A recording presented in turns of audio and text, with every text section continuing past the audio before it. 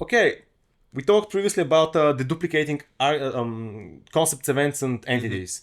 And a concept, like I consider questions or arguments a concept.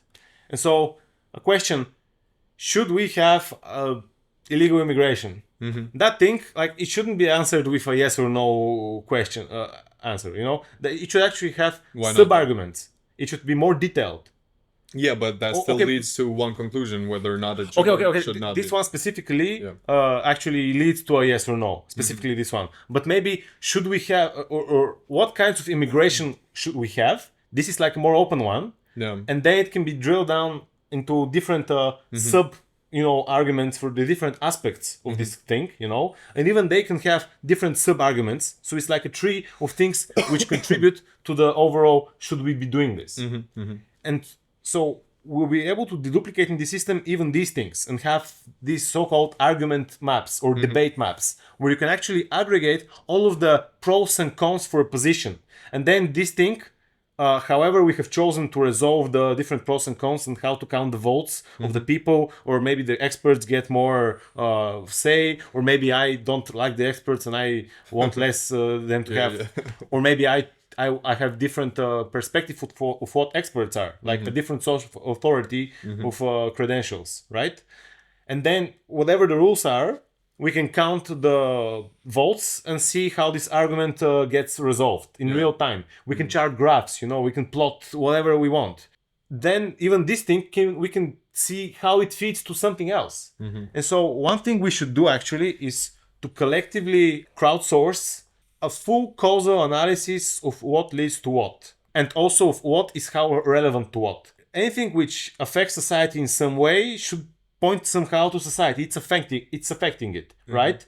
Then the effects, if we should be able to say if this is positive or negative, like valence, plus or minus, approach or avoid, right? And then if there's something we should be doing about it, then that can have an argument map there of what to do about it. What are the best solutions?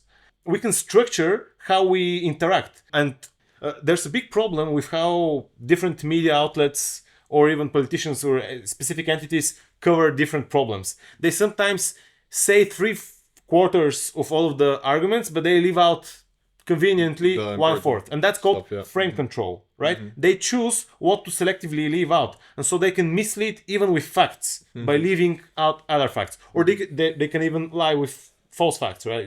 They can come up with whatever they want. And so in this system, when you see an argument about a specific issue, you're going to be naturally seeing all of the arguments there pointed. Like you might start filtering them. Maybe some arguments haven't had enough upvotes to even get into the top 100 or top 10 of arguments. But you still have to have some selectivity. Yeah. But again, you choose where you draw the line and how you rank the different ones. As it should be. Yeah. And so imagine like you being able as a citizen to explore a full causal map of what leads to what, and if we did what would change, and then what that would trickle down to what other changes. Okay, so we're back. My laptop just crashed because it's just too much awesomeness. Like it couldn't handle it, man. It couldn't handle the temperature. This pussy ass laptop. I forgot where we left off. It was some interesting topic.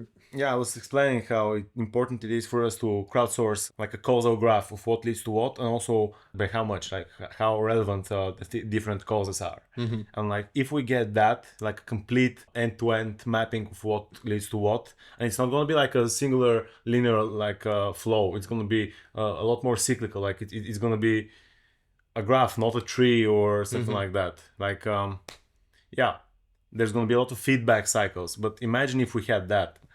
Being simply able to browse. And another thing, imagine then after you're browsing it, you start tweaking some parameter and just wondering how that might affect the system, and seeing the different links, how it starts trickling down, and also by how much. Imagine if you could like run like a parallel version of the system to experiment without having to actually adopt it. Just testing environment. Yeah. Another thing is that in this system, this graph of data, which then gets reinterpreted into a view or many different views, the indexes which get constructed for that specific view, they can then be reused and further built upon.